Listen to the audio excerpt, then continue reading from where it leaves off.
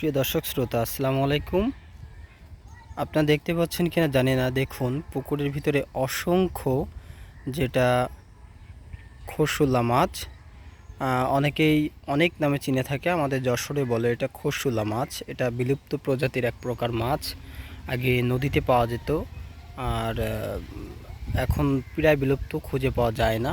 তো এই পুকুরে দেখি শুধুমাত্র এই মাছটাই চাষ করা হচ্ছে।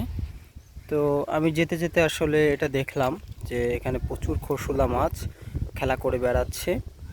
তো দেখুন সারা পুকুর জুড়ে এই মাছ, আর এই মাছটা এত দ্রুত দৌড়ায় যে এই মাছটা ধরাও খুব মুশকিল।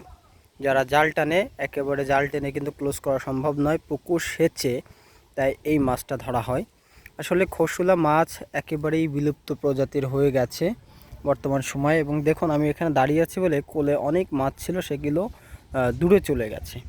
তো এরা অনেক সতর্ক মাছ, আর এটার অনেক স্বাদ। তো যার কারণে অনেক চাষি ভাই এখনও খুঁজে থাকেন। তো আমাদের যশোরে কিন্তু এই খরশুলা মাছের চারাপোনা মজুদ আছে, অনেক পুকুরে চাষ হয়, উৎপাদন করা হয়।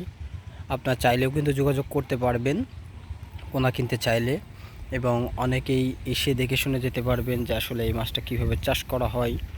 হ্যাঁ, দেখুন কি সুন্দর এই মাছগুলো খেলা করে বেড়াচ্ছে, এবং আপনি এদেরকে ধরতে পারবেন না, প্রচুর স্পিড এই মাছের। আর চোখগুলো উপরে একটু উঠে থাকে, দেখলে বোঝা যায় যে এটা খরশুলা মাছ। আর এই পুকুরটা শুধুমাত্রই খরশুলা মাছ রাখা আছে। আমি আগের দিন দেখলাম জাল টানছিল, জাল টানলে ওই সময় আসলে এখানে এই শুধু খরশুলা মাছ ধরা হচ্ছিল। তো সেদিন ধরে নিয়ে গেছে, তারপরও এত পরিমাণ মাছ এখানে থেকে গেছে।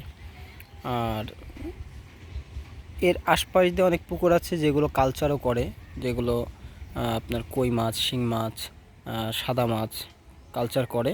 তো এটাতে দেখছি যে খরশুলা মাছ। তো যাই হোক, এটা দেখে আমার ভালো লাগলো, তাই আপনাদেরকে একটু দেখালাম।